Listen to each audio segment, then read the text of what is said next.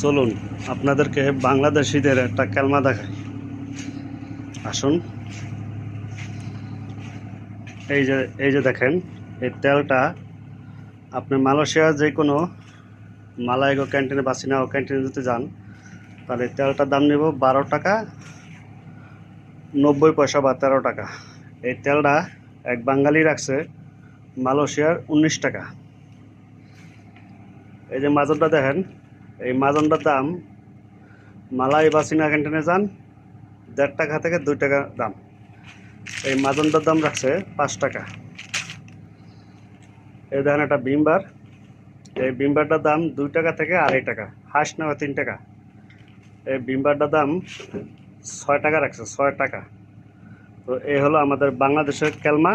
এদের স্বভাব কোনোদিন পরিবর্তন হইব কিনা এটা আজও জানা নেই।